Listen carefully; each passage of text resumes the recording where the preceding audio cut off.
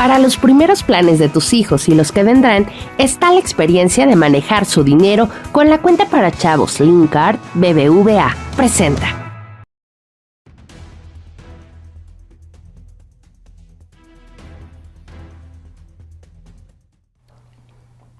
Gracias que nos acompaña, aquí andamos, se habrá dado cuenta que desapareció unos días, tuve me hablaron un accidente casero, eso fue lo que pasó, subiendo unas escaleras y me dio un santo guamazo de aquellos, los que quienes lo han pasado, lo saben, ya sabes, se rompieron las costillas, etcétera, ya andamos y ya sabe que las costillas pues solitas tienen que ir armarse y organizarse de nuevo. Bueno, aquí estamos, Adrián, le doy un gran abrazo a Adrián, que estuvo aquí estos días, ya estaremos, espero yo, desde hoy ya echados a andar, jueves y viernes también vamos a tener algo fuera, pero ahí sí estrictamente de chamba, y ya estaremos regularizados de hoy ya y el próximo lunes. Entonces, gracias también a todo el equipo de aquí de La Razón, estamos en YouTube La Razón, y estamos en Al Mediodía con Solórzano. Le agradezco muchísimo su servidor Javier Solórzano que esté con nosotros y que haya pasado por lo pronto un buen fin de semana y ya estaremos, espero yo, regularizados. A eso se debió la ausencia de estos días. Bueno, oiga, mire, lo importante, fíjese, hay una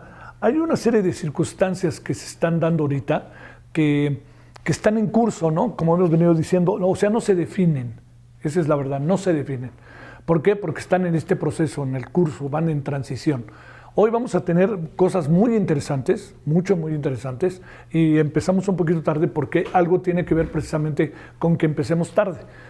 Al ratito, en cualquier momento, estará aquí con nosotros el presidente de la Corte, Hugo Aguilar, y estaremos conversando con él de muchas, pero muchas cosas que hay, me parece importantes, que hay que hablar con él. Mire, desde el tema de la toga, así de sencillo, ¿por qué lo planteó? ¿Por qué lo dijo? ¿Qué tanto está violando la ley? Esa es una. Hasta las otras cosas, ¿cómo va a ser la justicia encabezada por él? Porque además también hay otra, ¿no? Digo, ya no hay manera, ¿no? Pero está el forcejeo allá, sobre todo de una ministra que uno dice, pues, ¿de qué se trata, no? Por Dios santo, ya todo está definido de qué se trata, ¿por qué a fuerza quiere ser presidenta de la Corte? Si ya eso ya fue, quien tuvo más votos fue Hugo Aguilar, tuvo más de 6 millones de votos. Bueno, entonces, esa es una de las cosas. Pero mire, lo otro, para concentrarnos, porque va a ser, hoy vamos a tener una emisión con características excepcionales. Le voy a decir por qué, porque no vamos a dedicarnos a hablar tan particularmente con el tema de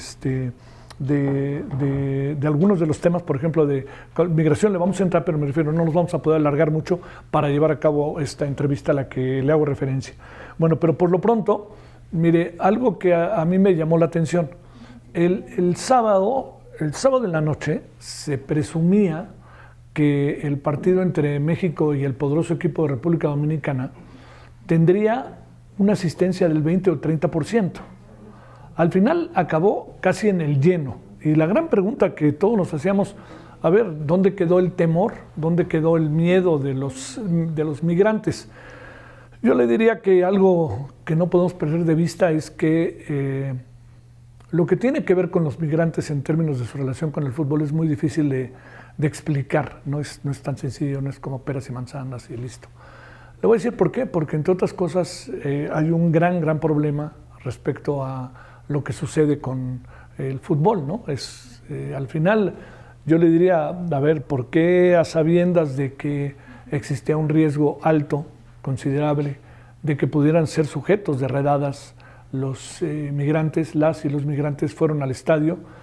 No todos los que estaban en el estadio seguramente tienen sus papeles en orden, no todos están en eso. Y yo diría que lo que pasó en buena medida es la lealtad y la identidad que da el fútbol. Y eso todos lo sabemos, ¿no? Para la federación, para los de pantalón largo, el juego es un negocio redondo, y si no hay negocio no hay juego. Más bien el juego es el que debe de provocar el negocio, ¿no? Pero para ellos es negocio primero y luego el juego. Para el sentido que debería de tener una sociedad respecto al juego, primero es el juego y luego viene el negocio. Pero lo consideran de manera diferente. Y todo esto se lo digo porque hay varias razones para pensar que lo que fue el sábado fue un acto de lealtad, que la propia, me extraña, ¿no? La federación bien pudo haber puesto un desplegado en los diarios estadounidenses o en hacer una entrevista en Univisión o en Telemundo diciendo que la Federación Mexicana de Fútbol está profundamente agradecida con los migrantes que fueron al partido el sábado, más bajo las condiciones actuales, algo que fuera entre neutro y de reconocimiento, pero pues no están en eso, ¿no? Pues están más bien pensando ahora el partido contra Surinam, cómo le hacen para que Surinam no sea menospreciado, porque pues ya ve que hoy podrán decir que el fútbol es muy igual en todo el mundo, sí, pero también hay equipos que no avanzan, y uno de ellos es el nuestro. Y además, también le confieso que me extrañó mucho algo que conozco a Javier Aguirre, por eso lo digo, que yo pensé que Javier Aguirre iba a decir algo respecto al partido, a los migrantes, pero más bien se quedó callado.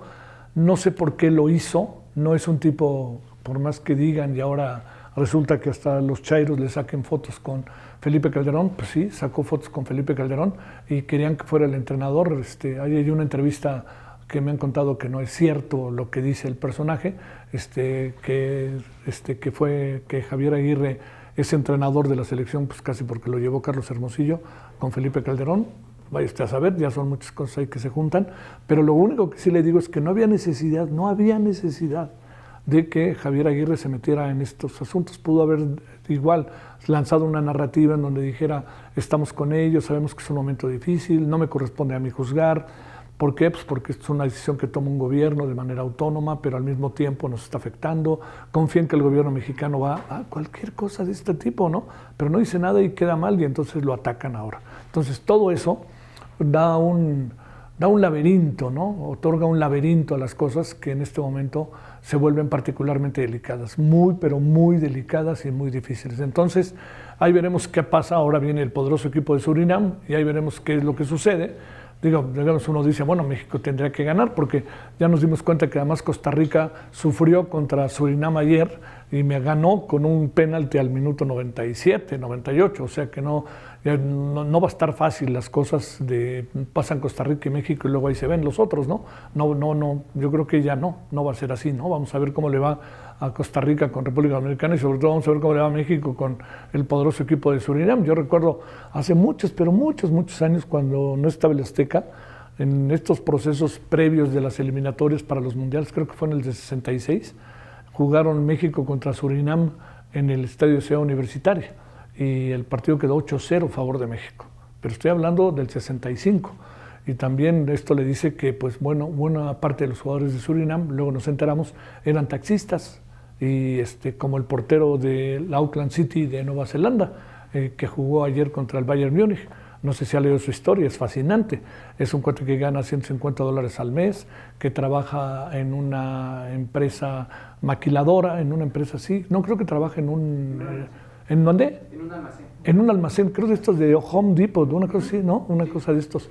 Bueno, trabaja en ella y tuvo que pedir permiso porque si no, no le pagaban. Entonces le dieron permiso de una semana nada más, porque suponen que los van a eliminar a la primera. Pero, digamos, estas historias fascinantes muestran las dos caras estas del fútbol. La cara ya saben, del Bayern Múnich, del Paris Saint-Germain, de todos estos, del Pachuca, del Monterrey, que si viera con qué lujos están los jugadores, pues y luego están por otro lado los otros equipos, los equipos que a duras penas sobreviven. Yo recuerdo, para cerrar esta parte, que había un defensa del equipo Monterrey y del Cruz Azul, que por cierto hizo una jugada en un mundial que dije yo, qué necesidad de hacerlo en un mundial, pero bueno, lo hizo y perdió la pelota y fue gol, que era defensa derecho, ahorita me acordaré de su nombre, ustedes que son futboleros se van a acordar, que decían que originalmente era trabajador de la construcción, y contaban una anécdota que yo vi una vez, pero la contaban siempre. Dicen que cuando llegaba la selección a los hoteles, se paraba él en el lobby del hotel y todos lo empezaban a ver porque ya sabían lo que iba a decir, pero todo el mundo, era como la broma, lo va a volver a decir, lo va a volver a decir. Y entonces se paraba, volteaba así, daba así una especie de 360 grados, ¿no? Con la vista, y decía, bendito fútbol. Porque eso, pues imagínense bajo qué condiciones estaba. Fanny Munguía, que en paz descanse, que juega en el América, un día también le preguntaron, oye, ¿qué es lo que más extrañas del fútbol? Y ¿sabe qué dijo? Los hoteles. Todo depende del origen de clase y de dónde anda uno y por dónde viene uno. Pero bueno, esa es otra parte de quienes están participando en este Mundial de Clubes, en la Copa de Oro, en términos deportivos. Pero lo que no podemos perder de vista es lo que está pasando y lo que diariamente está sucediendo y que, bueno, ahí en La Razón hemos dado cuenta en el quebradero de 2 o 3 asuntos. Ese es uno de los temas que abordaremos, cómo van las cosas. Y el otro gran tema, como también usted lo sabe, es el ataque de Irán, de Israel a Irán y la respuesta de Irán a Israel, que ha generado muchas más bajas de las que yo creo que el propio Israel pensaba, por más que Israel haya aventado toda la artillería posible. Bueno, ¿qué trae hoy el periódico? Aquí lo tenemos para que usted lo vea. Israel e Irán están ampliando el cruce de fuego entre alertas por arsenal nuclear en el mundo. También tenemos esto que me parece terrible, oiga, que la presidenta municipal de San Mateo Piñas, Oaxaca, la señora la Lilia Gema García, presidenta municipal, fue asesinada en su oficina a las 12 de la mañana. Ahí, pum, se le fueron encima y ahí la mataron 4 personas. Luego, deudas ahogan a municipios, peor caso Hermosillo. Yo sigo pensando, ¿cuál es la razón por la cual hay tanta sobrevaloración del gobernador de Sonora? Yo la verdad que no alcanzo a apreciar, ¿no? O sea, a ver, fue secretario de unos que estaban en el poder, luego fue secretario de otros que estaban en el poder, luego fue secretario de otros que estaban en el poder, luego fue secretario de Seguridad Ciudadana con Andrés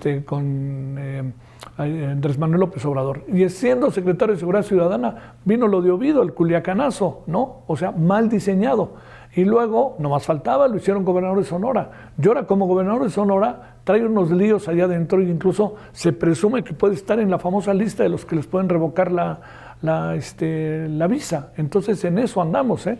Bueno, esa es una. Luego también María Calvet, Chief Sustainability Officer, explica el origen de la estrategia de la banca responsable en una entrevista en exclusiva con La Razón. Habrá nuevo enfoque en la justicia, dice Hugo Aguilar, el INE valida la elección. Eso también es tema, lo vamos a tratar a lo largo de los días. Quizás ya hoy no nos da tiempo, ¿no? Pero, caray, ¿cómo le da? Bueno, ¿qué pasó con Carla Humphrey, hombre? La verdad que siempre ha sido como tan coherente.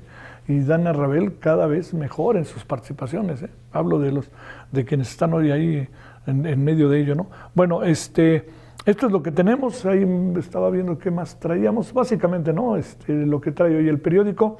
Y si le parece, vamos a empezar y nos vamos directamente con el tema de que lunes. Bueno, ahí tiene los temas, primero, perdón, ahí para que los vea. El G7, hoy te vamos a hablar entre conflictos bélicos y tensión por migración. Escala el conflicto Israel-Irán, que esta es la otra.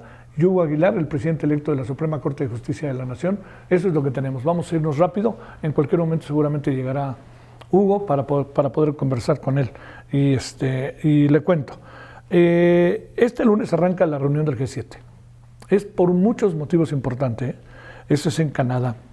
Conflictos bélicos en Medio Oriente, guerras comerciales por los aranceles de Trump, protestas y redadas contra los migrantes en Estados Unidos. Por primera vez no se firmará ningún acuerdo en conjunto al término de la cumbre, como se realiza regularmente, pues existe una abierta molestia, como usted y yo lo sabemos, hacia el mandatario estadounidense. Por la parte de México, la presidenta Claudia Sheinbaum está en camino a Alberta, sede del encuentro donde llegará, está previsto a las 15:30. Le debo decir que por eso hoy vio en la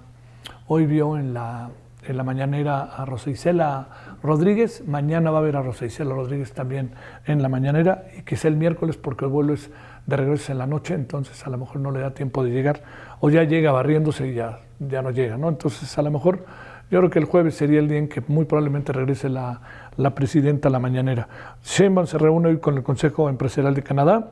México llega al encuentro en el contexto de demandas antimigrantes, 10 ciudades al menos, y si le parece, hablemos de qué se puede esperar de todo esto G7, todo lo que además del G7 trae, que significa una agenda bilateral muy ruidosa, muy pues muy ruidosa y muy delicada con el presidente Trump. Y también el acto que en el fondo pienso es de buena voluntad del gobierno canadiense de invitar a la presidenta mexicana, tanto como invitación de honor, no, pero sí que la empecé a invitar como observadora de lo que puede suceder ahí y sobre todo tener oportunidad de hablar con los del G7, con algunos de ellos. Bueno, le queremos agradecer a Fabián Campos Hernández, internacionalista de la Universidad Nacional Autónoma de México.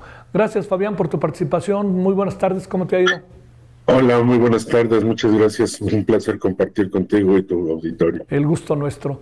A ver, ahora sí que auténticamente de bote pronto, ¿no, Fabián? ¿Qué alcanzas a ver de todo esto? ¿Cómo ves las cosas? Adelante, Fabián. Muchas gracias. La reunión del G7 no puede llegar, creo yo, en un peor momento para el grupo, para los Estados Unidos y para los países invitados. Es muy complicada esta reunión, ¿no? A pesar de que estamos hablando de su 50 aniversario de creado del grupo del G7, tendríamos que recordar que desde hace 11 años Rusia ya no participa, que, como bien decías, Estados Unidos, Trump, se ha estado enfrentando con sus aliados naturales, que son los que se reúnen tradicionalmente en este grupo. Hay una serie de temas que Donald Trump ha estado generando desde hace varios meses, ¿no? Como la posible anexión como Estado 51 de Canadá, lo de Groenlandia, etcétera, donde ya de entrada se sabe que la reunión no va a estar en muy buenos términos. Una consecuencia de eso es, como tú ya señalabas, que al final de la reunión no va a haber una declaración conjunta, ¿no? Un poco tratando de evitar lo que pasó en 2018, cuando Donald Trump insultó a Trudeau, el entonces ministro de Canadá, y se fue sin firmar la reunión, la declaración conjunta final, ¿no? Están eso en sí mismo hace que ya la reunión, en realidad, creo yo, desde mi perspectiva, sea una reunión de la que hay que esperar muy poco en los términos de una reunión conjunta, de una declaración donde salgan políticas conjuntas de la parte occidental de la economía mundial. Y eso es, digo yo, un escenario complicado para la reunión, para la primera entrevista cara a cara entre la presidenta Sheinbaum y el presidente Donald Trump. Creo que podríamos esperar que el mejor escenario que nosotros podríamos esperar es que se confirme que la estrategia implementada por México, por el gobierno mexicano, siga funcionando. No creo que vaya a haber algo muy espectacular en esta reunión entre Trump y Claudia Sheinbaum, sino la repetición de lo que han venido haciendo el gobierno mexicano, muy prudente, muy mostrando esta mano izquierda de la política exterior tradicional mexicana, basada en estos argumentos de la no intervención en asuntos internos, en el respeto a la soberanía nacional, en el diálogo, la construcción de paz, para evitar un escalamiento del conflicto. Eso puede ser bastante provechoso para México, lo ha sido hasta ahora, en un clima como el que hemos estado viendo a lo largo desde enero para acá, porque el gobierno mexicano le está apostando a no responder a las provocaciones de Donald Trump, ¿no?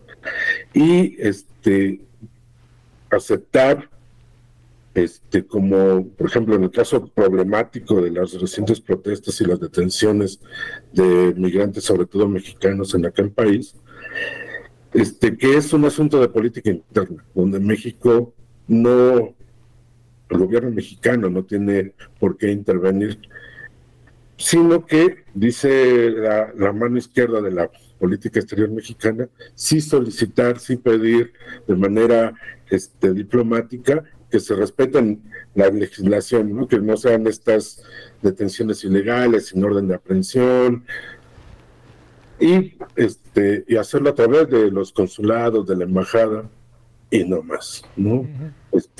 Señalando esto que decía, de que es una decisión interna de los Estados Unidos definir su política migratoria. Oye, Fabián, a ver, digamos, es diferente, ¿no? Por lo pronto el hecho simplemente, Fabián, ¿no? De que la presidenta sí decida ir, a diferencia de su antecesor, que era mucho más cerrado. Le da, déjame plantearlo de esta manera, a lo mejor no es la manera de expresarlo, pero le da bonos, le da qué ante la comunidad internacional.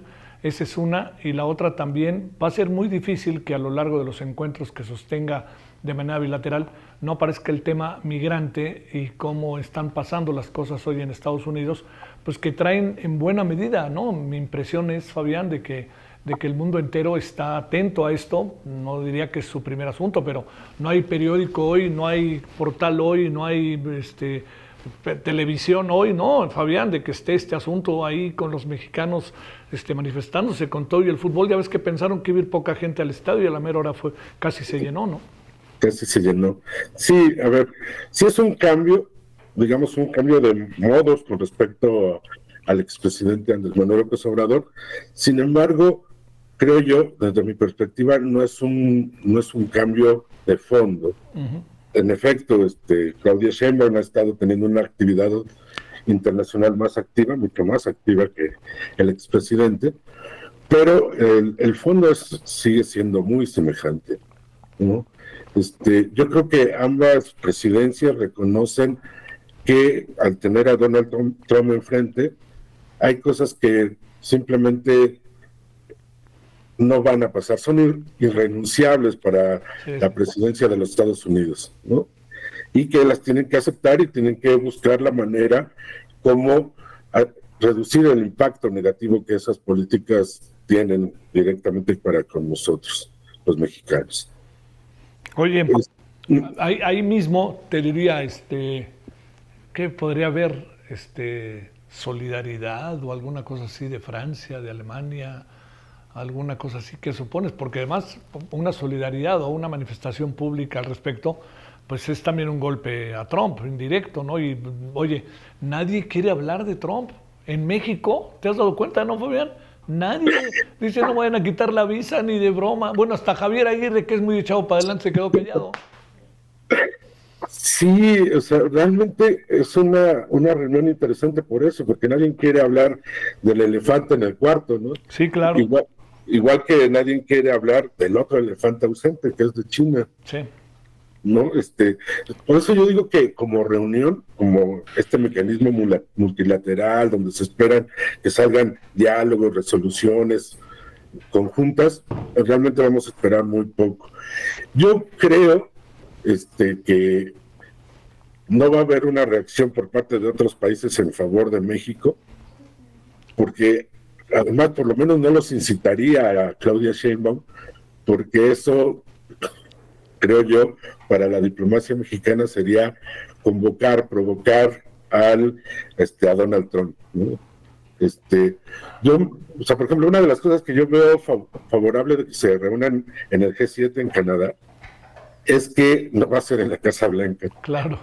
Donde México, Claudia Sheinbaum, puede evitar o tratar de controlar el peligro evidente, que es que le pase como a Zelensky, ¿no? Que lo pongan en un cuarto allí en la Casa Blanca con todos los medios alrededor y que Donald Trump la empiece a regañar en público. Sí, sí. ¿No?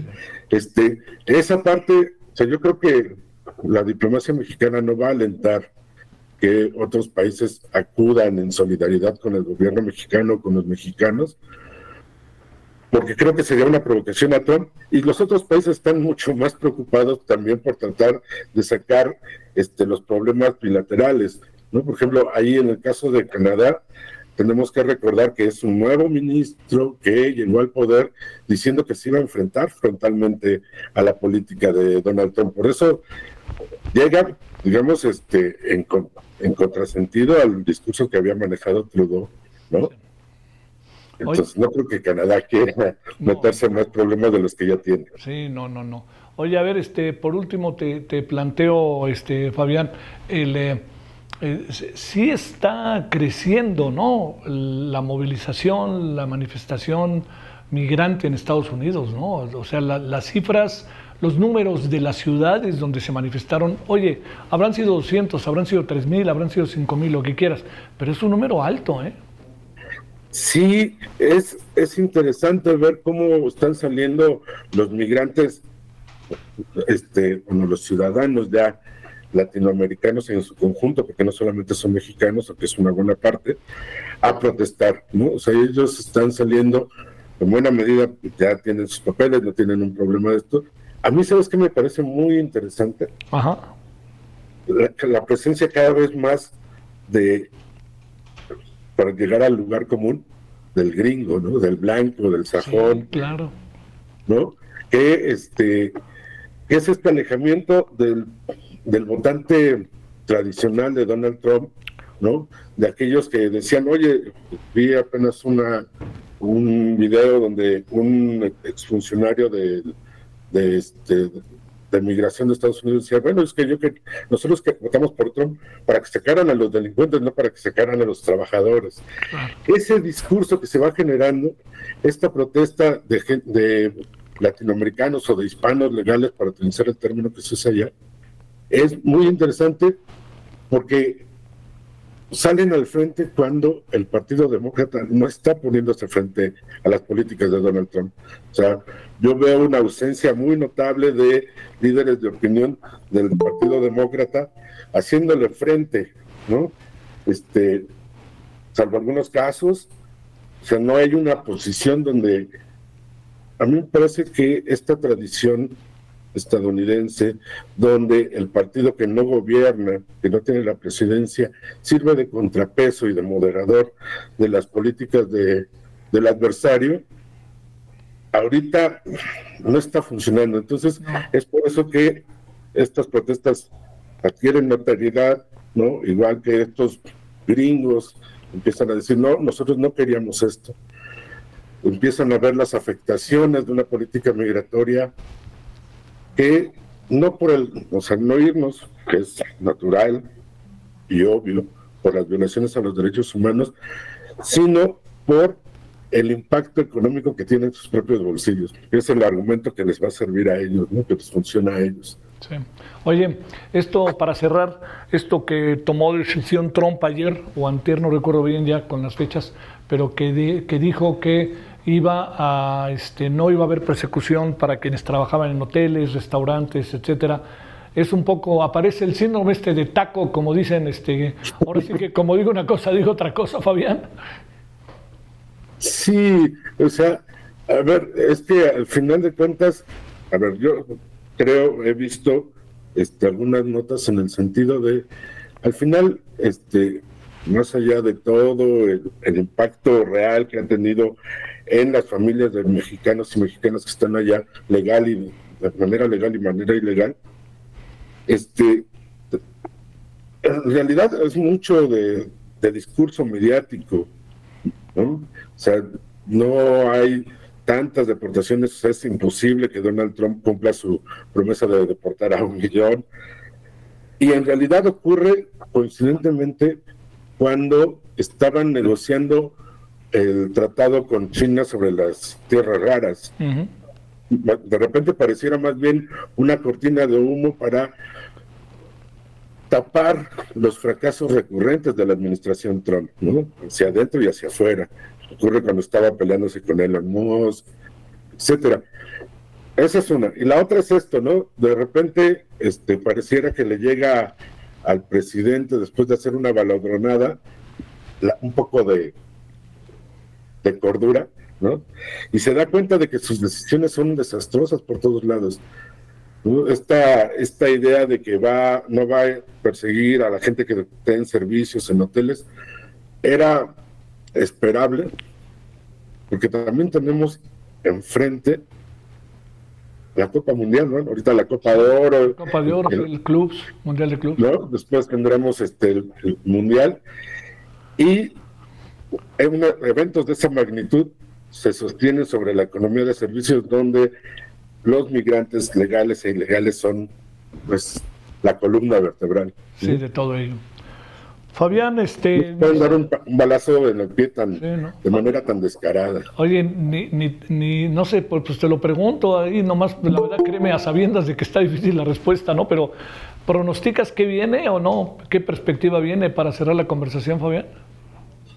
Sí, en el caso de la relación bilateral, yo creo que es una buena oportunidad para que Claudia Sheinbaum ratifique lo que ha venido haciendo desde hace varios meses. Sí. Es decir, no escalar el conflicto, darle elementos de tranquilidad a Donald Trump para, en esa virtud, lograr, ¿no?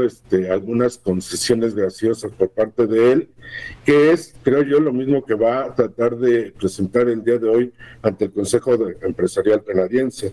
¿No? En un mundo donde Estados Unidos está poniendo aranceles a todos, el que México tenga una de las tasas más bajas, pues se puede volver, o se va a tratar de vender como un elemento para volver atractiva la inversión en este país. Sí. Te mando un gran saludo, Fabián, que tengas buena semana, gracias por tu participación. Muchas gracias, un saludo a ti y a tu público. Muchas gracias. Muchas gracias. Bueno, vámonos. ¿Sabe? Podríamos poner, que a mí se me pasó, poner los puntos que seguramente se discutirán en esta reunión. Ahí los tenemos. A ver, ¿cuáles son los desafíos de la cumbre? Para que usted vea esta que empieza hoy en Canadá, en Alberta. Bueno, en un centro turístico ahí a unos, creo que está como a media hora de Alberta, Canadá. Bueno, está la desaceleración económica global. Está las guerras en Ucrania, Gaza, Israel e Irán y Palestina, ¿no? Todo ahí en un solo paquete. Cambio climático, que es algo en lo que no todos creen, empezando por Trump. El tema migratorio, que compete no solamente México, Estados Unidos, Canadá, o México, Estados Unidos, o Estados Unidos, México, Centroamérica, etcétera, ¿no? Compete también a lo que está pasando en Francia, en Italia, por ejemplo, en Alemania. Bueno, y España, ¿no? ¿De qué decir? Luego está el tráfico de drogas, la inteligencia artificial y pues obviamente el dinero, ¿no? El comercio. Eso es lo que seguramente se discutirá. Bueno, vamos ahora, si le parece, con el siguiente. Mire, déjeme hacerle una serie de referencias porque incluso estoy ahorita recibiendo de estos, ya sabes, de estas informaciones, que se va a poner muy fuerte en la tarde, que está ya colocado hoy en alerta amarilla. Protección Civil prevé lluvias, granizo, las alcaldías que se verán más afectadas, hablo de la Ciudad de México, de la zona metropolitana, pero hay una alerta amarilla en la capital. A ver, a raíz del presente temporal de lluvias se prevé su intensificación a partir de hoy lunes, para que lo considere usted. Como le decía yo, Ciudad de México y área conurbada. De acuerdo a la Secretaría de Gestión Integral de Riesgos y Protección Civil Capitalina, desde este lunes y hasta el próximo viernes se esperan lluvias fuertes a muy fuertes, con actividad eléctrica y posible caída de granizo, ojo con eso. Mientras que a nivel nacional casi todo el país tendrá precipitaciones. ¿Dónde van a estar más fuertes las precipitaciones? Michoacán, Guerrero, Oaxaca, Chiapas y Veracruz. Si se da cuenta, en buena medida es la zona centro. Los más afectados hasta con 150 milímetros de lluvia.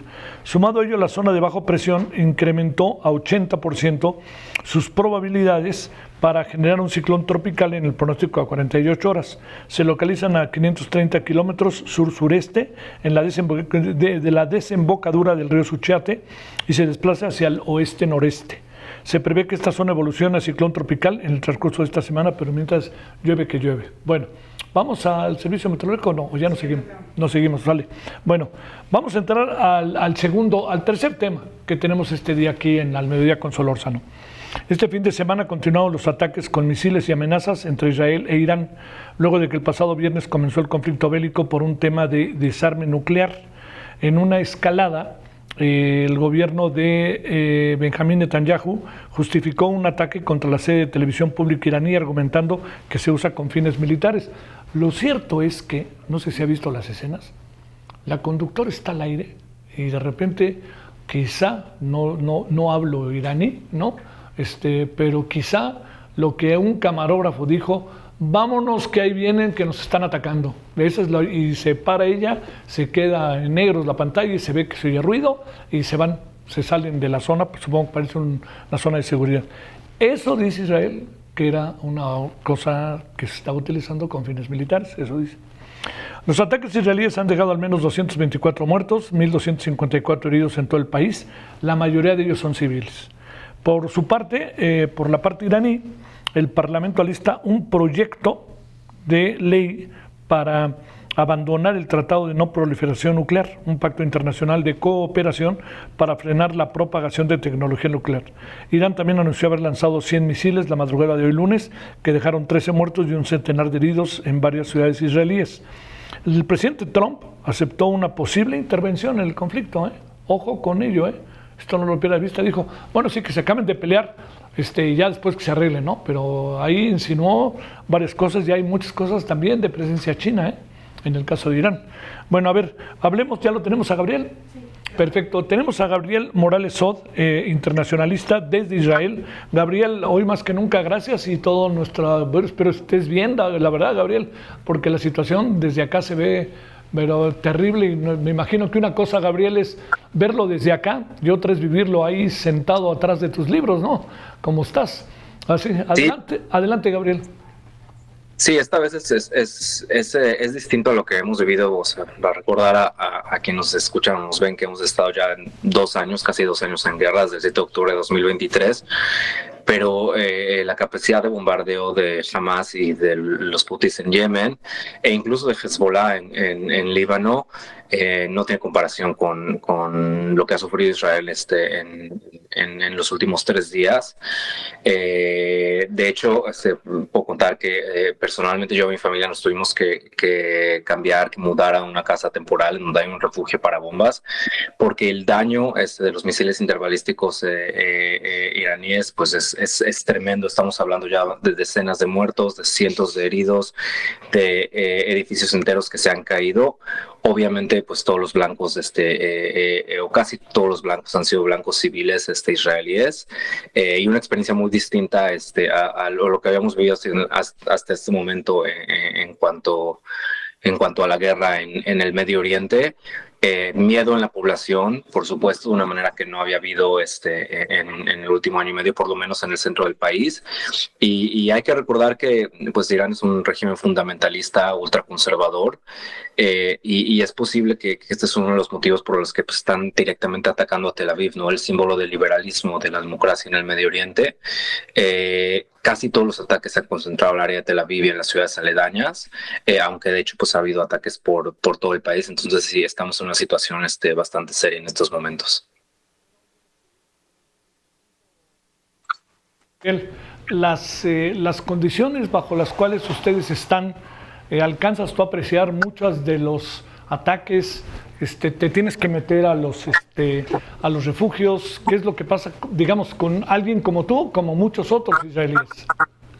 Sí, lo que sucede es, o sea, por primera vez desde que empezó la guerra, el gobierno manda alertas directamente a los celulares. De hecho, esto existe en todos los celulares, incluso en los celulares mexicanos. Hay una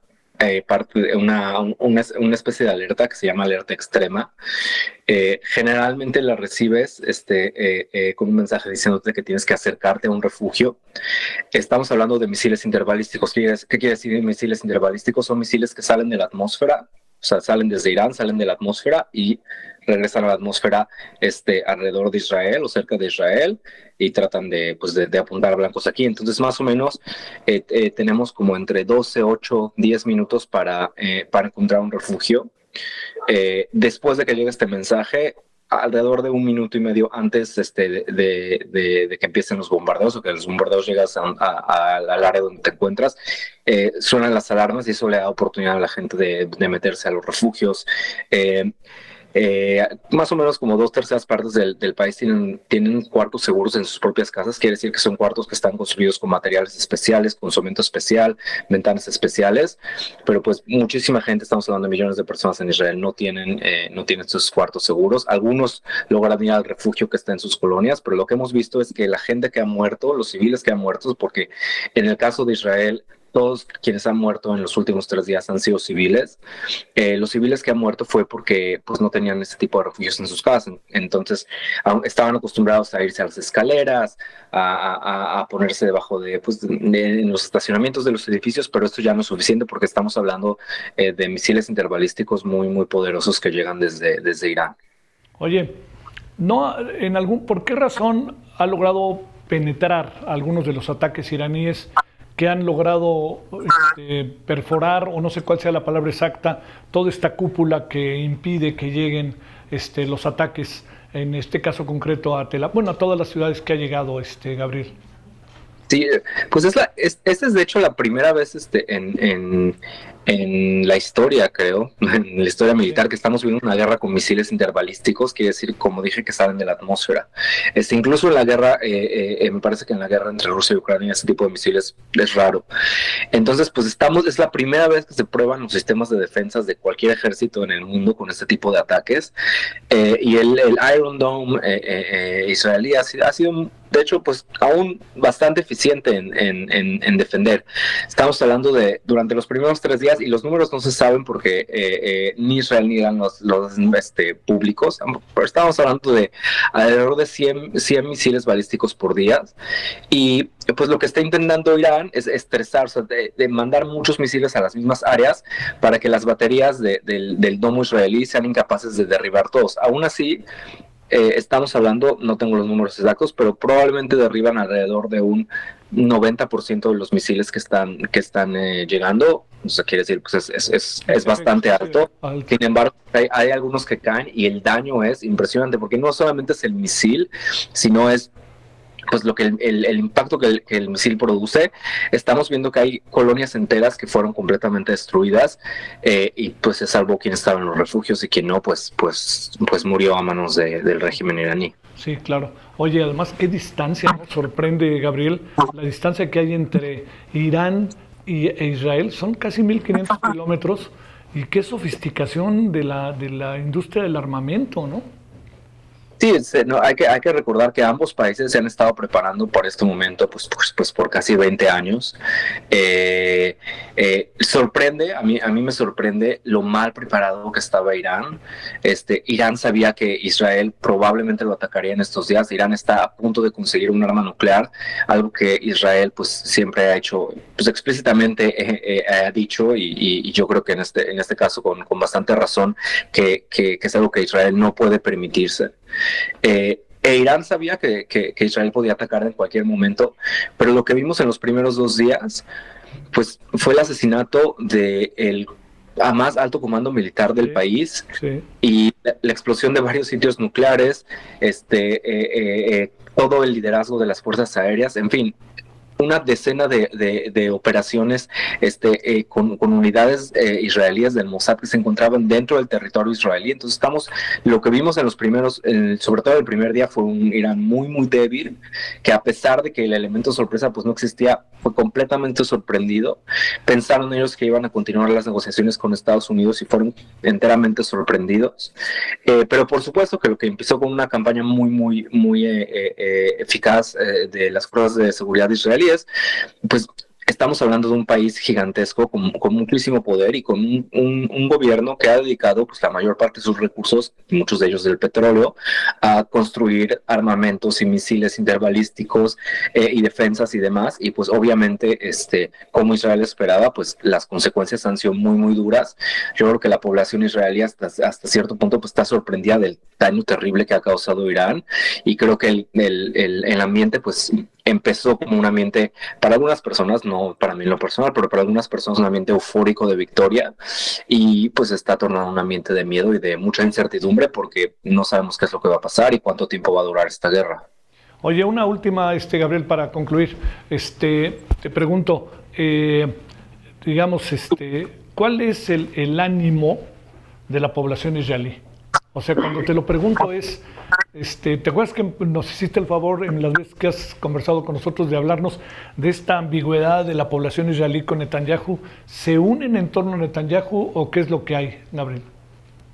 Sí, creo que hay que separar dos cosas. Creo que la población israelí, y esto pues es algo que tiene que ver poco con Netanyahu, porque fue con otros primeros ministros de izquierdas, derechas y demás. La población israelí entiende muy bien la amenaza que representa Irán para la supervivencia más básica de este país. O sea, la población entiende por qué Irán no puede tener un arma nuclear, por qué no podemos permitir que un régimen fundamentalista, conservador islamista, que explícitamente declara que su intención es destruir Israel, y como lo vimos en el 7 de octubre, no solamente lo declara, sino que además actúa para llevar este plan a cabo. Entonces creo que la población está unida alrededor de la idea de que pues hay que detener a Irán de alguna manera, pero como todo en la sociedad israelí, la población sí, muy polarizada, y creo que lo que sucede es que una gran parte de la población, a mi parecer la mayoría, no confía en el primer ministro Netanyahu y no confía en que las decisiones que el primer ministro esté tomando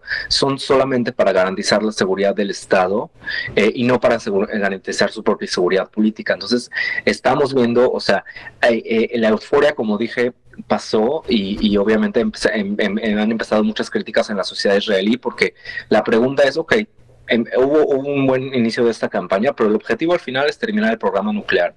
Esto no lo puede conseguir Israel solo, necesita la participación de Estados Unidos.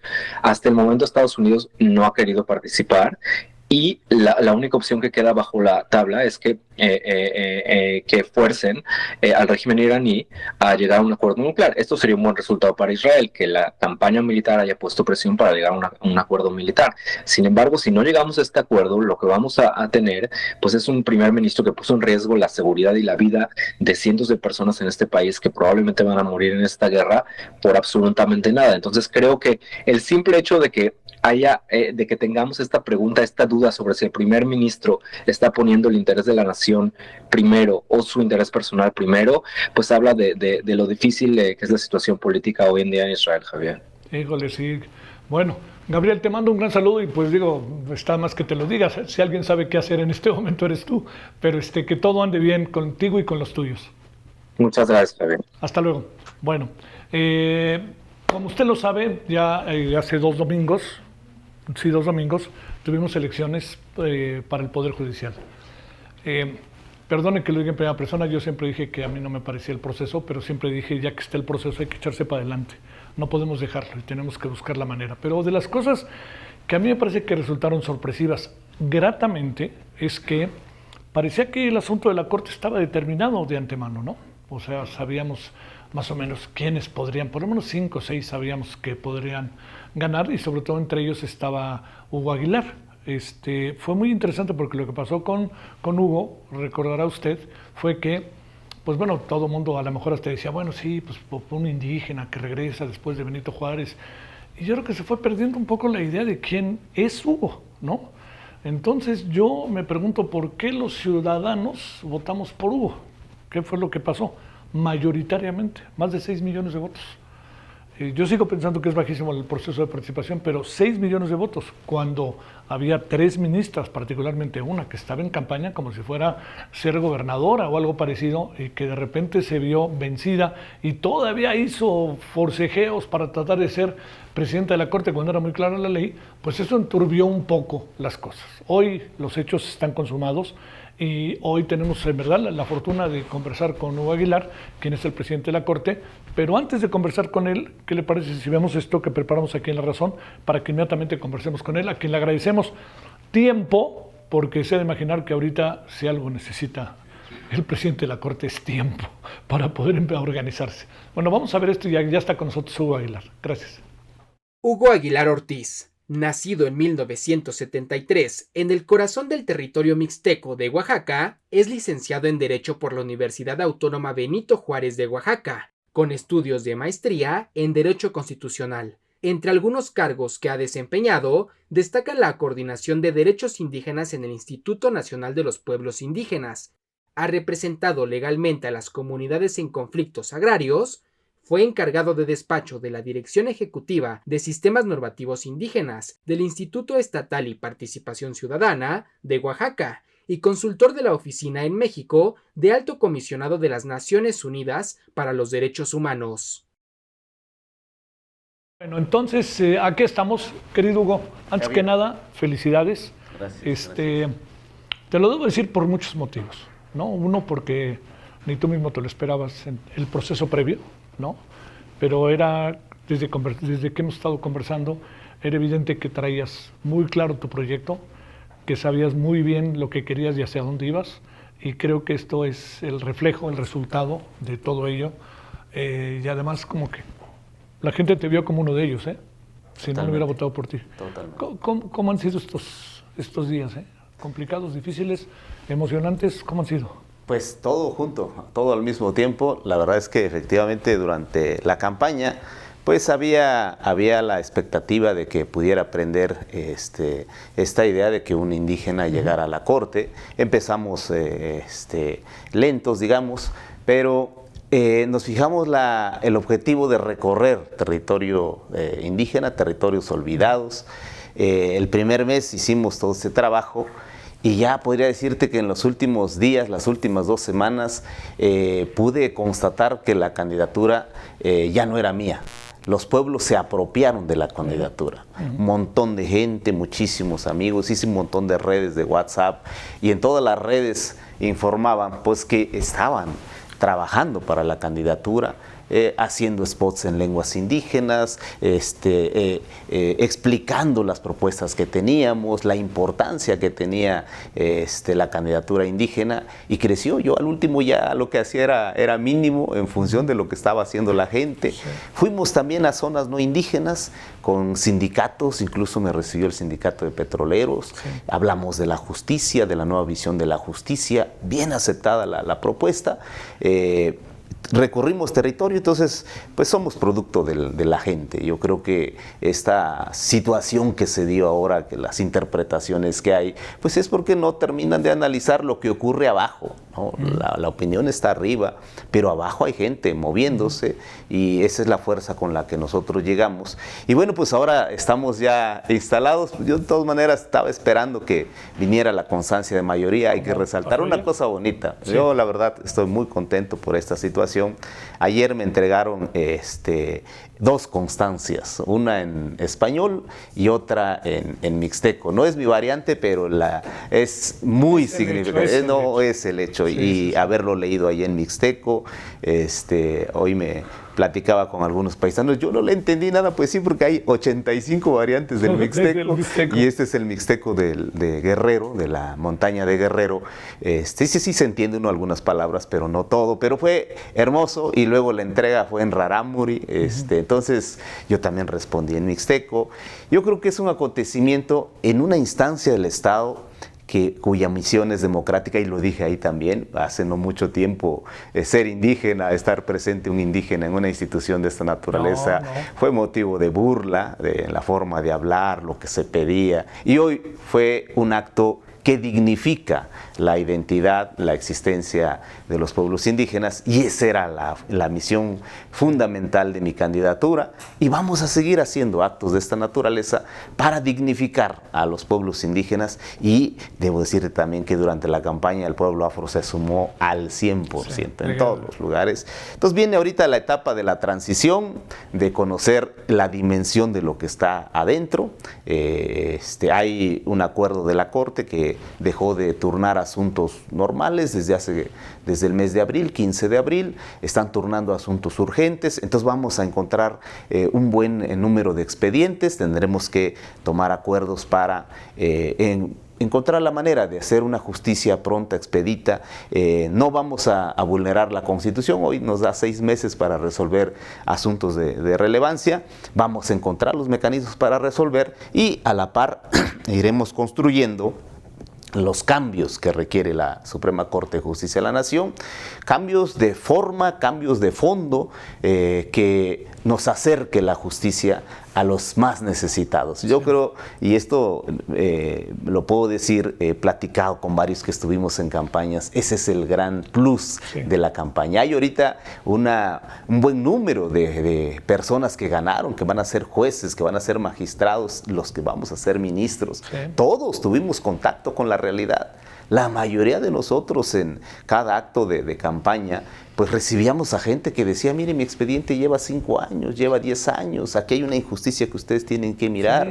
Entonces tenemos que poner el foco en eso, en la gente de a pie, en la gente que no tiene un cuerpo de abogados, que no tiene un bufete, que no puede llegar a la corte de manera fácil. Eso debemos de atender. Entonces, a la par de atender los asuntos normales, tradicionales, la Corte tiene que seguir funcionando. Vamos a armar un plan de trabajo para darle esta otra perspectiva a la Corte, para que la gente de a pie sienta que tiene una Corte favorable. A ver, Hugo, presidente de la Corte, ya se puede decir formalmente, ¿no? Presidente de la Suprema Corte de Justicia de la Nación de México. Sí, el mandato constitucional es muy claro, el que tiene la mayoría de votos preside la Corte. Sí, hubo ahí un momento, pero bueno, tengo la impresión de que la presidenta del Instituto Nacional Electoral sajó de inmediato, ¿no? Determinó, sí. Aquí no es un asunto de filias fobias, es lo que dice la ley. Incluso me preocupó un poco que la presidenta dijera que lo decide el INE cuando ella no tenía por qué decirlo, pero ella podía haber dicho, pues es muy clara la ley, lo que dice la ley, y échense a andar. Esa tarde fue un poquito inquietante. Deja que lo diga yo, ¿sí? Deja que lo diga yo. A ver, déjame plantearte cosas como estas. ¿Qué porcentaje de la población mexicana será indígena en este momento? Estamos hablando del 23% de la población mexicana, más 2.5% de población afromexicana. Estamos hablando de 25.5% de población afromexicana. Y creo que ahí hay también una cifra oculta, porque hice varios eventos aquí en la ciudad, y el ser indígena siempre se oculta, siempre es una condición que marca a alguien y que implica discriminación, implica racismo, implica cerrar oportunidades. Entonces hice muchos eventos aquí y al final decían, yo también soy indígena. ¿Qué cosa, no? Sí, o sea, y la verdad es... ¿Sorprendía o no tanto? Me sorprendía. O sea, porque uno ve los datos fríos, y tiene una suposición, porque yo tengo muchos paisanos aquí en México, y uno dice la segunda, tercera generación a lo mejor ya no se asume tanto, pero no, encontré jóvenes, encontré personas que ya nacieron aquí en la ciudad, mantienen el vínculo con su comunidad, pero mantenían oculto su identidad. Y entonces el hecho de que haya un indígena buscando un espacio pues, importante en la vida pública y en el funcionamiento del Estado mexicano, a muchos les animó sacar a flor de piel su identidad. Yo la verdad veo un despertar importante, creo que en las siguientes estadísticas se puede notar eso es un incentivo para decir, pues ser indígena ya no es... es más de ese 25 punto y tantos por ciento al que hace referencia. Probablemente suba, porque la Constitución también establece dos criterios, uno que le llamamos objetivo, el que hable una lengua, el que tenga una raíz indígena, es indígena, pero también el criterio subjetivo, quien ha perdido su lengua, quien ya no practica su cultura, pero se autodefine, se autoidentifica como indígena, es indígena o es afromexicano. Sí. Entonces, yo creo que la cifra puede crecer. O sea, la presencia mía ahora en la esfera pública, actos de dignificación de lo indígena. Que gente salga, ¿no? Totalmente, permitirá. Oye, ¿qué vamos a hacer con el otro 75% bajo tu óptica? Te lo planteo, Hugo, porque, digamos, es el momento de pensar en los indígenas, pero es el momento de pensar en un país cargado de complejidades, adversidades y sobre todo, si algo es un pendiente, es la justicia. Y otro asunto, que yo creo que, ya sé que te lo han dicho muchas veces, pero a ver, si a ti te puso AMLO, segundo, ya lo hemos platicado, pero deja volverlo a plantear. Segundo, si va a conservar el Poder Judicial su autonomía y su independencia, que es tan importante, se ven los dos poderes hoy como uno solo, el legislativo y el ejecutivo, y ahora preocupa el Poder Judicial, que es la gran apuesta de la transformación. O sea, si vemos un Poder Judicial sometido, la transformación no va a ser. A ver, ¿de esto qué piensas? Pues en lo primero, la justicia no tiene identidad. La identidad lo que hace es fortalecer ciertos valores y principios. Son, digámoslo así, más auténticos en la comunidad. Si uno piensa en la democracia directa, la democracia del pueblo, donde el ciudadano es ciudadano todos los días, no nada más el día de la votación, lo vamos a encontrar en comunidad indígena. Entonces, la visión, los principios, las ideas y formas de organización de los pueblos indígenas pueden alumbrar el resto del sistema de justicia. Esto me lo han preguntado mucho, si no, llegando un indígena solamente va a haber justicia para los indígenas. No, vamos a ver una justicia fortalecida con la visión de los pueblos, eso sí, pero vamos a atender el sistema de justicia en su conjunto. Vamos a atender el poder judicial en su conjunto, integral, para clase media, clase baja, clase alta, que los inversionistas, los empresarios tengan la seguridad que vamos a dar certeza jurídica, que es lo que todo el mundo pide. Me reuní con los empresarios y ellos dicen, nosotros queremos certeza para invertir, para seguir trabajando. Tengan la confianza. ¿Qué te decían los empresarios? escuchaban, eso es lo primero, interesante, escuchaban la propuesta que tenía Hugo Aguilar y sí reconocían que hay una deuda con los pueblos indígenas, pero obvio, ellos decían, nosotros necesitamos seguir trabajando, nosotros necesitamos que haya certeza en la inversión, y nosotros le decíamos, el tema indígena no le quita certeza, solamente busca un equilibrio de un sector social tradicionalmente excluido. Pero el resto del aparato, el resto del esquema va a seguir estando. Ahora con una visión, porque no va a haber oportunidad para la corrupción, para los arreglos en lo oscurito. Eso sí va a cambiar. Pero yo creo que a todo mundo nos interesa que así sea. Claro. Que no tengamos esta sensación de, bueno, yo estoy litigando bien, pero qué tal que el otro llega con una bomba de dinero, con un arreglo.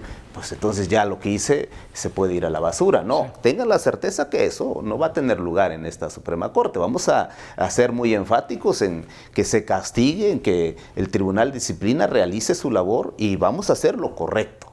O sea, estamos tan mal en México que hasta hacerlo normal se vuelve extraordinario. Y hoy vamos a hacerlo normal para que se vea extraordinario. Oye, y esta parte que te decía, la división de poderes y todo eso, es un tema, ¿no? Sí. Y Andrés Manuel López Obrador y todo eso. No, se ve fortalecida la justicia. Nosotros llegamos, mira, yo no se lo debo a nadie. Yo llegué por los votos de los pueblos. O sea, bueno, además, espérame, recuerdo tu historia aquí la primera vez que conversamos hace algunos meses, ¿no? Sí. ¿Cómo fue que definiste? Te dije, no, ya sabes lo que vas a hacer. Sí. Dijiste, sí, pero ¿qué? No te metes a una locura. Y me acuerdo de la explicación que dabas, ¿no? Así es. O sea, yo surjo de la comunidad, tengo el respaldo del pueblo. Si algún compromiso ético tengo, es con los pueblos. Siempre. Y ahí creo que no hay alguien que pueda decir, hoy no requiere justicia. Las comunidades indígenas, las comunidades afros, las mujeres, los campesinos, los trabajadores. Es un sector que debemos de atender. Vamos a hacer los ajustes para atenderlos de manera importante.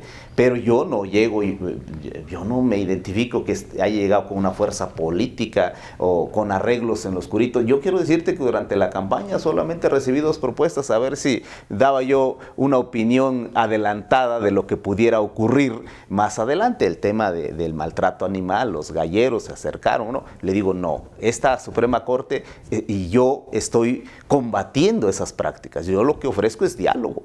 Cuando llegue un tema, vamos a dialogarlo, encontrar entre todos la mejor solución, pero yo no puedo decir, oye, voy a votar así. No, sí. Así es. En este momento no. ¿Cuál fue el otro tema? El otro tema fueron los trabajadores, un sindicato, no quiero decir el nombre, pero un sindicato igual decía, no, conmigo ya tú vas a llegar a la presidencia y pues pareciera que hubiera la propuesta de eso. No. O sea, nuestra propuesta está clara, vamos a trabajar, vamos a caminar. Con ellos mismos vamos a dialogar, son parte de este país. Oye, ¿te has reunido con los otros 8 ministros? Estoy ya en diálogo con ellos. ¿Y ahí qué ha pasado? ¿Qué ambiente sientes? Muy buen ánimo, muy buen ánimo. Yo quiero decirte que el hecho de hacer campaña... Mira, está la foto, está bonita. Sí, claro. Foto, ¿no? Y mira, todos con buen ánimo. Sí. Bueno, casi todos. Sí. Pues yo encuentro que nos sensibiliza muchísimo. Y bueno, yo traigo la sensibilidad a flor de piel, vengo de comunidad, he trabajado con comunidad, he planteado temas jurídicos de comunidades con una perspectiva distinta. Y veo en los hermanos y hermanas que resultaron vencedores esta misma perspectiva. O sea, todos tenemos claro cuál era el diagnóstico. Todos tenemos claro qué función tiene el proceso en el que estamos participando y todos tenemos clara la visión. Hay que encontrar los instrumentos y hay que generar los acuerdos para que encaucemos eso. Y que, digamos, el montón de trabajo que nos está esperando no nos absorba. Claro. Porque nos podemos dedicar a resolver lo que está, con la forma que está, en la manera que se hacía, y bueno, ya se perdió la perspectiva. Sí. Ese es el reto, por eso yo voy a tejer 2 canales, dos carriles diferentes, atender el rezago porque lo tenemos que hacer, pero no perder de vista lo recogido durante la campaña. Y ahí sí yo quiero aprovechar el compromiso, la responsabilidad, lo que vamos a hacer es con la gente. Ese es el compromiso central. Y ahí tenemos que generar los espacios, los mecanismos necesarios para atender a la gente. No hay otra perspectiva.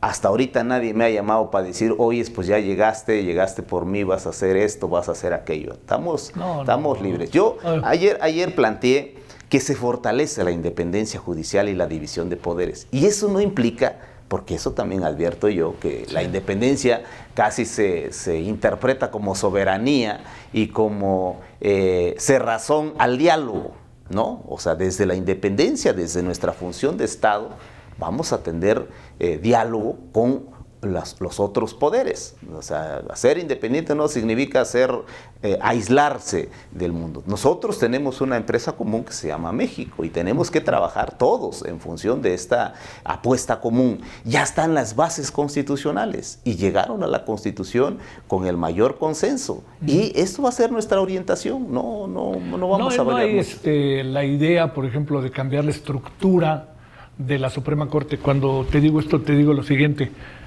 La Corte en muy pocas ocasiones recibía a la gente, ¿no? Más bien recibía a los abogados y cosas así. Pero digamos, supongo que van a tener que de vez en cuando tener reuniones con la gente, ¿no? Y totalmente. Decirles así en lo general, ¿no? Qué es lo que pasa, etcétera. No sé, estoy pensando que a lo mejor esas oficinas que las conozco, las conoces, que son así como todas muy arregladitas, etcétera, pues supongo que no es que cambien, ¿no? Pero tendrán que tener a lo mejor una dinámica distinta. ¿O ahí qué has pensado? Sí, vamos a hacer. Está en tus atribuciones, ¿no? Está en mis atribuciones. Es posible hacerlo. Obviamente que voy a integrar un plan de trabajo, lo voy a poner a consideración de los demás ministros y ministras, pero te puedo adelantar algunas cosas. Vamos a hacer, o a proponer hacer itinerancia. Ándale. O sea, la Corte no solo va a sesionar en la Ciudad de México, va a sesionar, vamos a hacer los arreglos jurídicos necesarios para que pueda sesionar en la península. Ahora que fue a campaña, los inmobiliarios tienen una presión fuertísima sobre los ejidos. Sí. Vamos a ir allá, atendemos el tema. O los rarámuris que por ahí no pasó la reforma agraria. Tendremos que fijar un criterio de cómo resolver toda la problemática de tierras de los rarámuris. Vamos a hacer una sesión ahí. En la frontera norte la también. Frontera, claro. Toda la problemática que se enfrenta en la frontera norte o en las costas con los pescadores. Claro. O sea, la Corte no va a sesionar solo en la Ciudad de México. Dos, la Corte se va a abrir. O sea, las puertas de la Corte van a estar abiertas. Vamos a fortalecer, si ya está, y si no, crear un área de atención y de asesoría al público en general. Todos los que lleguen a la Corte buscando resolver una duda, porque uno dice la Corte, pues tiene que ser algo jurídico, vamos a tener un equipo que atienda a nuestra gente. O sea, vamos a ver si es el primer piso o 2 pisos, lo que sea necesario, pero va a ser una instancia abierta al público, que todo el que llegue a la capital buscando una solución a un problema, se lleve una orientación o incluso un acompañamiento. No vamos a hacer defensa, está la Defensoría y también esa la vamos a fortalecer.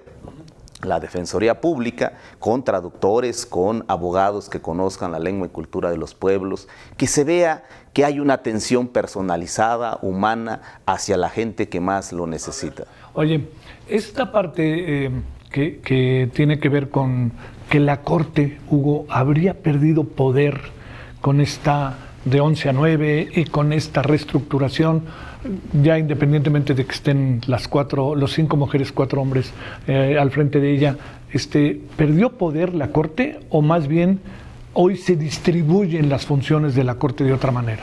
Sí, ahora yo creo que gana poder, porque antes funcionaba por salas, y las salas pues tenían un peso específico, pero el Pleno tiene un peso fundamental. Ahora todo va a ser de Pleno.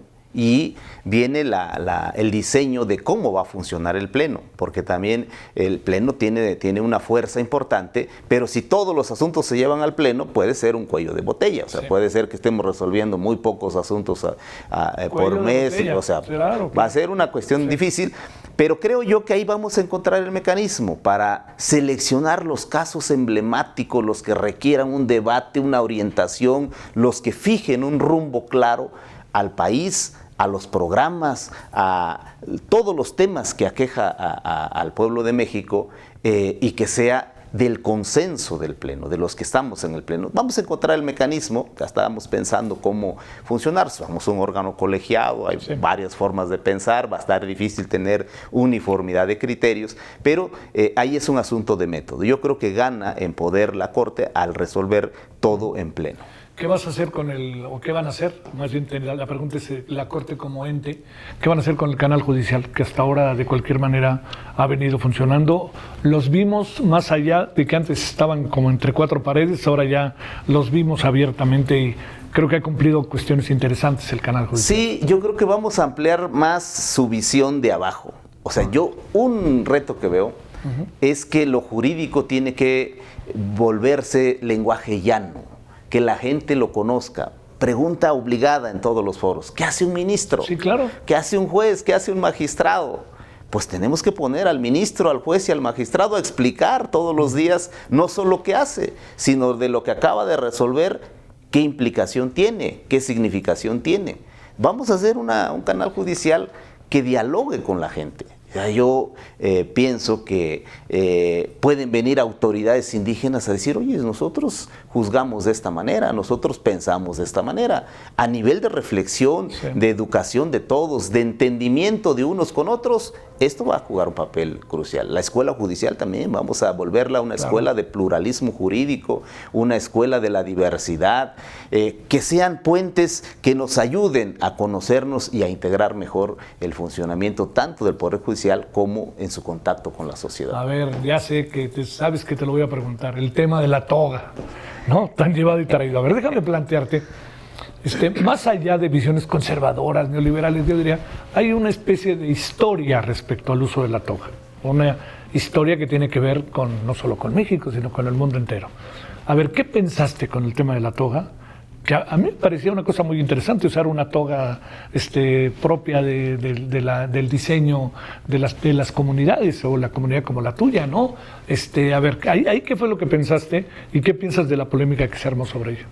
Primero, que ya es norma constitucional el reconocimiento de la pluriculturalidad. Más allá que diga la normatividad debajo, porque alguien me cuestionó: no conoce la norma. No. La conozco, pero también sé que la Constitución está el mandato de que seamos un Estado pluricultural, reconociendo que somos una nación pluricultural, y la Corte no puede ser ajena a ese mandato constitucional, es lo primero. Lo segundo, reconociendo esto, hay que reconocer que en las sociedades en las que vivimos, los pueblos en los que vivimos, tienen sus propios esquemas de formalidad y solemnidad. Es el caso del bastón de mando. Claro. O sea, cualquiera podría decir: pues es una vara, es una madera. No, tiene un significado. Solamente lo puede portar la autoridad, y es significativo para la autoridad que va a desempeñar. Así entiendo también la toga. O sea, la toga es un simbolismo, representa que hay una investidura, y hay una diferencia entre el que tiene la investidura y el resto de la población. Pero si la Corte va a ser pluricultural, si tenemos un mandato constitucional de pluriculturalidad, los símbolos que van a estar en la Corte no tienen que ser de un solo modo, ¿no? Y lo lancé a manera de propuesta. Vamos a proponer, porque yo tampoco voy a imponer, yo lo propuse, que en la Corte estén todos los signos de este país tan rico en cultura. Los afros hoy han desarrollado elementos culturales propios, danzas, formas de concebir la vida. Eso tiene que estar ahí. Tenemos que ser explicativos. Yo imagino si un día en una sesión presentamos un traje wixárika y damos una explicación de lo que eso significa, porque no visten así nada más porque se les ocurrió. Hay toda una cosmovisión detrás del traje o de la indumentaria que se tiene. Pues vamos a proponerlo. Si la Corte misma quiere ser, digamos, una entidad que niegue o cierre los ojos a ver esa realidad, bueno, estará en la Corte. Pero yo, Hugo Aguilar, estoy con la propuesta, el proyecto, y voy a estar insistiendo en que seamos reflejo de la sociedad que nosotros vivimos. Entonces, el tema de la toga, entiendo el significado, entiendo su importancia, y lo que estoy tratando de decir es que en una instancia tan importante como la Corte, reivindicar estos otros elementos son de crucial importancia. Yo quiero darte este dato. Mira, el tema de los pueblos lo debatíamos en reuniones, en foros, en encuentros entre nosotros. No era discurso del Estado, no era proyecto del Estado, no era proyecto de las autoridades. En los últimos años se ha abierto. Sí. Entonces, decir que nuestra cultura tiene importancia, decir que somos uno de los pueblos más pluriculturales, una de las naciones más pluriculturales del mundo, dicho por un órgano de autoridad, adquiere otra relevancia. Eso es lo que yo estoy tratando de plantear. Que el bastón de mando, que la toga, que el traje tradicional, en un espacio de toma de decisión, un espacio que tiene una solemnidad, que tiene una trascendencia para la vida pública, pues genera una resignificación y una dignificación del traje y del ser indígena. Eso es lo que está en juego. Oye, ¿estás emocionado? Sí, la verdad es que estoy contento, emocionado. Sí me lo había imaginado ya en la campaña. Oye, espérame, fueron más de 6 millones de votos. Así es. Así es. O sea, y bueno, yo te dije que si estaban los dados cargados con las 3 ministras, y como buen abogado dijiste, está bien, yo no soy quien, yo voy a hacer lo mío, etcétera. Pero déjame decirte, fue algo sorpresivo y yo tengo la impresión de que te lanzaron ahí pullas de que si habías hecho una cosa, que si estuviste en un caso, en otro caso. Pues no sé, de repente lo vi como muy dirigido. Bueno, pues ya sabes cómo es esto y punto, no. Pero lo que quiero decir es, ¿qué dijeron los tuyos, No, contentos también, contentos, pero... No se asustaron, dijeron, ¿y ahora qué hacemos? ¿Qué hacemos? No, para nada. Todavía anoche organizaron una especie de festejo, de fiesta ahí con música. ¿En dónde? Aquí en la ciudad, sí. Ahí en un edificio que ocupan los migrantes, organizaron una fiesta. Y todos contentos, y todos estamos confiados porque tenemos la capacidad, el conocimiento, la experiencia para afrontar retos, para generar ideas. O sea, a eso nos hemos dedicado. ¿No? Cada reto sí nos lleva tiempo de asimilarla, conocerla y después generar ideas. Estamos acostumbrados. Los indígenas, a eso se debe que todavía estemos vivos, porque tenemos una capacidad de adaptación y de respuesta y nos reinventamos 1, 2, 3 veces. Y eso es lo que ahora somos. La verdad es que muy contento. Ya en las últimas 2 semanas, como te decía, yo vi que esto venía grande, yo lo vi, y todavía vi las encuestas y dije, aparte de eso que está ahí, yo tengo un colchón, que nadie está viendo, porque hasta allá abajo no llegan las encuestadoras, los hermanos no tienen teléfono para responder una encuesta telefónica. No entran al Facebook. ¿Has hablado con la presidenta?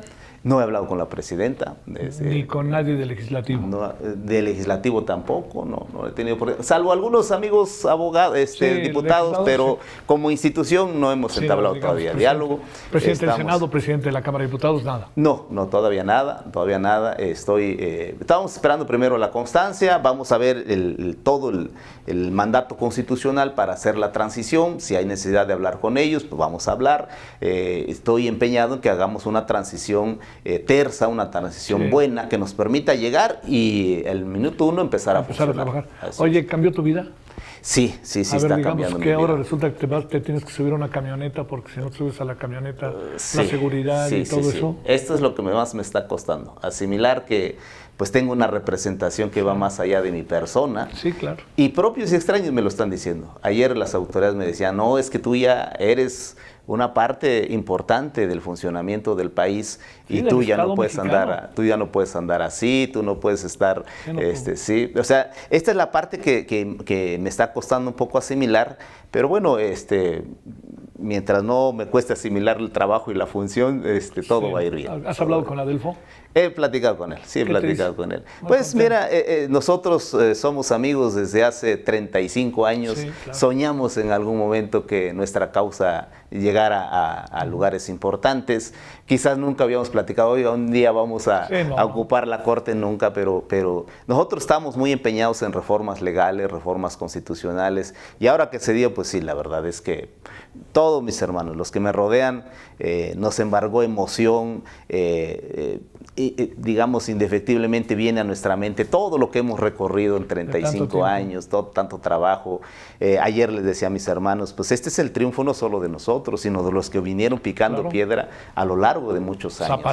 Zapatistas, claro, todos los que aportaron para que hubiera un México pluricultural, un México que no nos siguiera excluyendo, porque ese es el capital, ese es el valor, esa es la importancia que nadie está viendo. O sea, descalifican a Hugo por ser indígena, ya por ahí dicen que ni licenciatura tengo, que ni siquiera soy mixteco, o sea, de todo, pero debemos de aquilatar el gran significado de que un indígena esté ahora en la Corte y que haya llegado con los votos de la ciudadanía. O sea, si a mí me hubiera puesto el presidente López Obrador o la presidenta Claudia Sheinbaum, pues me hubiera puesto desde hace 4 o 5 años, porque los conozco, trabajé con el presidente López Obrador en el Plan de Justicia Yaqui, y pues si así hubiera sido, él me hubiera puesto como ministro, él mandó la terna. ¿Es cierto que tú dirigiste la consulta sobre el Tren Maya? Yo diseñé, o sea, yo quiero decir, porque a lo mejor hay que aprovechar eso, la consulta no tenía reconocimiento constitucional, estaba en el artículo 6 del convenio 169 y en el 19 de la Declaración de Naciones Unidas sobre Derechos de los Pueblos Indígenas. Es un estándar internacional, como decimos los abogados.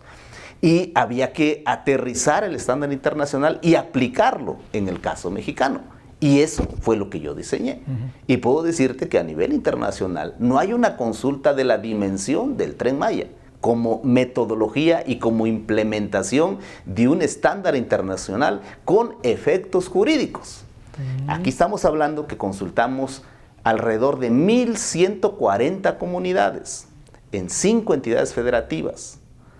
Entonces, diseñar una consulta de esa dimensión no es cosa fácil. Que alguien me diga, a ver, ¿en qué otro lugar del mundo se diseñó y se implementó una consulta?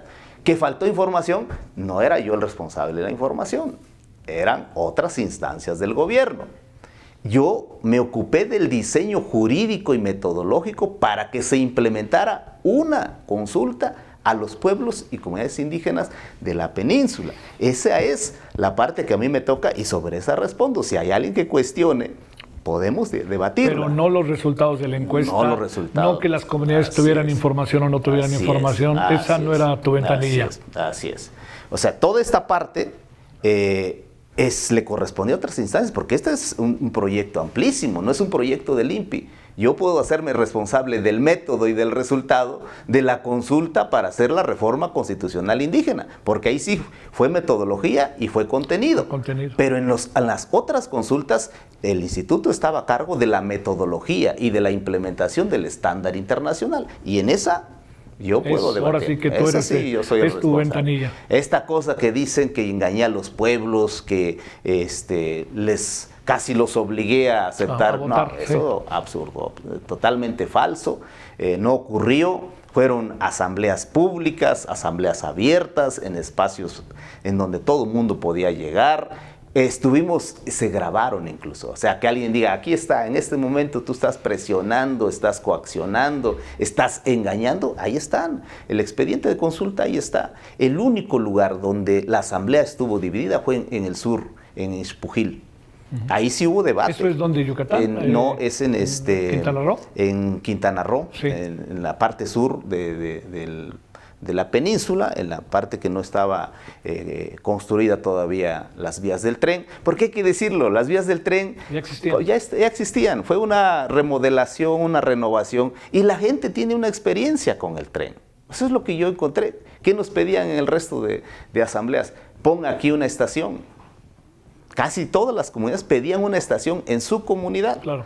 Y entonces ahí sí ya no estuvo a mi cargo ver cuál era viable, cuál no era viable. Ni con el medio ambiente, ni con los árboles, ni nada de eso. En la parte sur quizás sí hubo la necesidad de afectación del medio ambiente, pero incluso dejamos una salvaguarda ahí. Para cualquier modificación, afectación de tierras, medio ambiente, se hará una consulta específica a esa comunidad a la que se le va a afectar su tierra o su bosque o su manantial. Ahí está la salvaguarda. O sea, en el diseño podemos nosotros debatir, y ahí yo soy el responsable, asumo la responsabilidad del diseño y de la implementación, del cual estoy orgulloso, porque el derecho de consulta está vigente en nuestro país desde 1991. Del 91 al 2018 se habrán hecho unas 110 sesiones de consulta.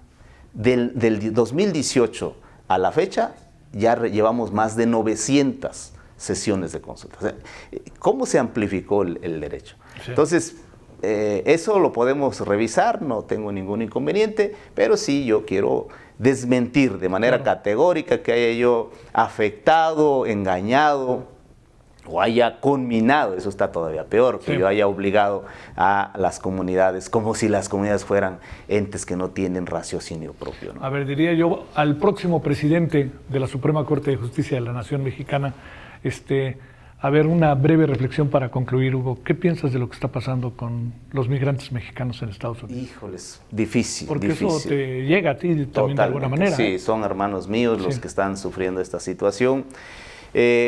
Creo que no debe de ocurrir en ningún lugar del mundo, porque detrás de todo esto también hay racismo, hay clasismo, claro. hay discriminación. No debiera de estar en ningún lugar del mundo. Yo creo que la sociedad ha perdido esta parte humana de pensarnos como hermanos todos, cualquiera que sea el lugar donde nos encontremos.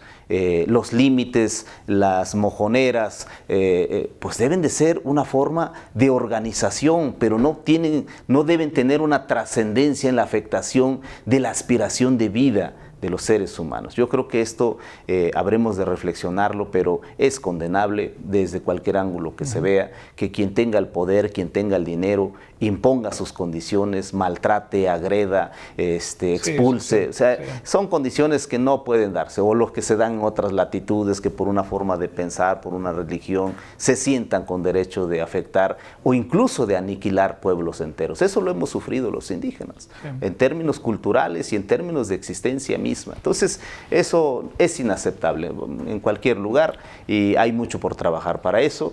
Nosotros vamos a implementar un modelo de justicia en donde todos tengamos cabida. Oye, ¿qué 1 de septiembre nos viene, no?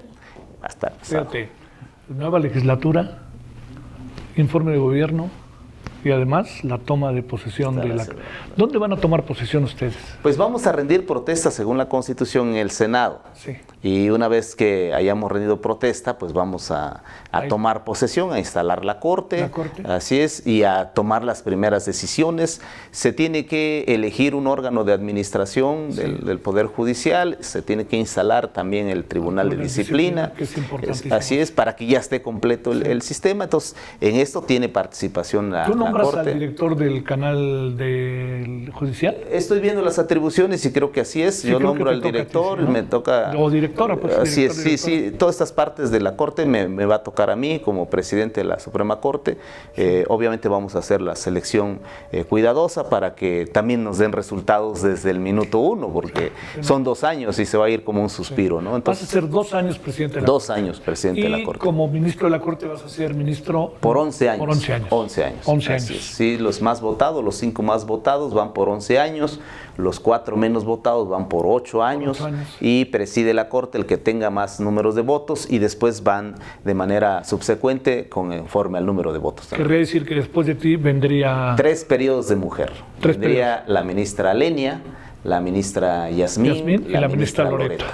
3 periodos de mujer después de que esté yo al frente. Bueno, pero los 6 millones son los 6 millones de votos. Así es. 6 millones y más. Sí. Qué gusto verte, Hugo. Gracias. En verdad que yo creo que a nombre mío y de mucha gente te deseamos lo mejor. Gracias. O sea, no casualmente ganaste esos millones de votos, no casualmente te fuiste metiendo entre la gente, no casualmente serás el presidente de la Corte.